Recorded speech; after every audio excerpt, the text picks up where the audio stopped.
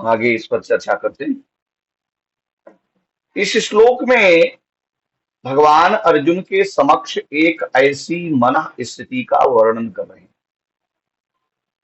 जिसमें स्थित होकर युद्ध करने से अर्जुन को पाप की प्राप्ति नहीं होगी।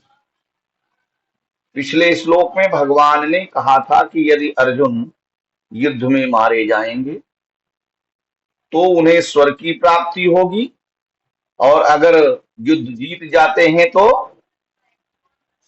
धरती का यानी पृथ्वी का साम्राज्य की प्राप्ति होगी, अर्थात पृथ्वी पर राज्य करेंगे।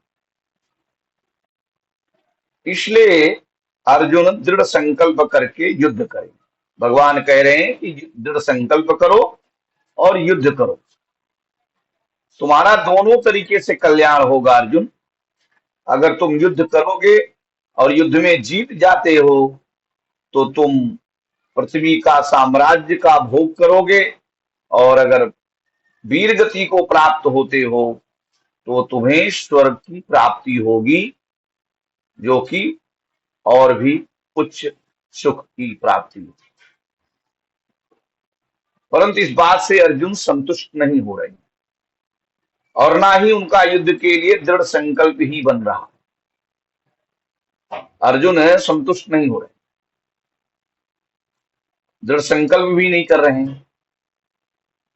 इसका क्या कारण है? इसका कारण यह है कि भगवान ने अर्जुन को युद्ध करने का लाभ बतलाया। क्या? या तो स्वर्ग की प्राप्ति अथवा पृथ्वी के साम्राज्य की प्राप्ति। परंतु अर्जुन ना तो स्वर्ग ही भोगना चाहते हैं और ना पृथ्वी का ही साम्राज्य भोगना चाहते हैं। तो फिर वे युद्ध क्यों करें? भाई दोनों नहीं चाहिए उनको। वास्तव में अर्जुन तो पाप से बचना चाहते हैं। अर्जुन जो युद्ध से दूर हट रहे थे तो पहला सबसे बड़ा कारण क्या था कि अर्जुन को लग रहा था कि अगर मैं इन सबको मारूंगा तो मुझे पाप लगेगा। अर्जुन का विचार था कि युद्ध करने से पाप की प्राप्ति होगी, इसलिए युद्ध नहीं करना चाहते। परंतु भगवान ने अर्जुन को बतलाया कि यदि युद्ध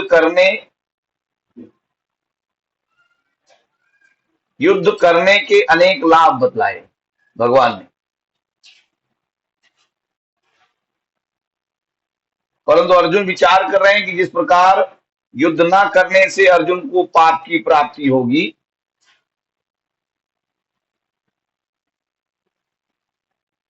उसी प्रकार हो सकता है युद्ध करने से भी उन्हें पाप की प्राप्ति हो। पिछले श्लोक में भगवान ने कहा था कि यदि अर्जुन युद्ध में मारे जाएंगे तो उन्हें स्वर्ग की प्राप्ति होगी। तो स्वर्ग प्राप्ति का अर्थ है कि अर्जुन को पाप की प्राप्ति नहीं हो। परंतु यदि अर्जुन युद्ध में जीत जाएंगे तो उन्हें पृथ्वी के साम्राज्य की प्राप्ति होगी।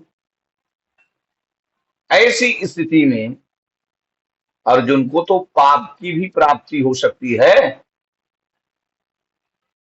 और यह बात सही है। यदि अर्जुन पृथ्वी का साम्राज्य भोगने के लिए युद्ध करेंगे तो पृथ्वी का साम्राज्य प्राप्त होने पर अर्जुन को कुछ पाप की भी प्राप्ति होगी।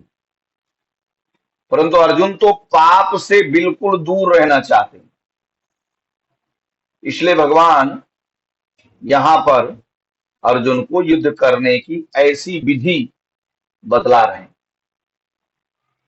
जिससे अर्जुन को किसी भी प्रकार से पाप की प्राप्ति ना हो।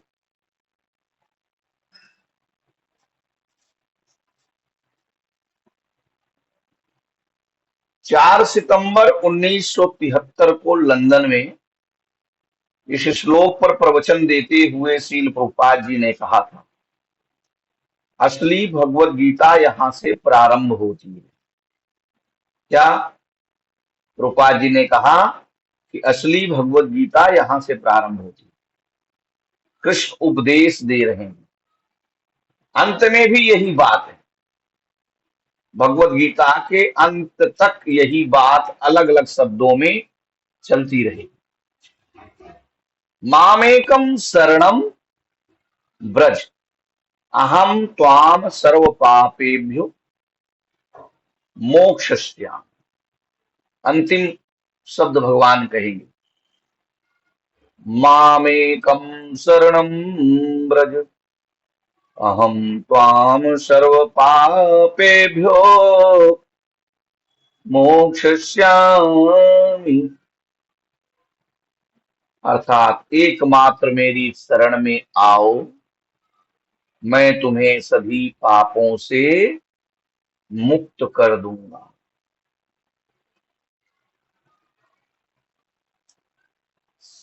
संसिद बहिर्तोषणम,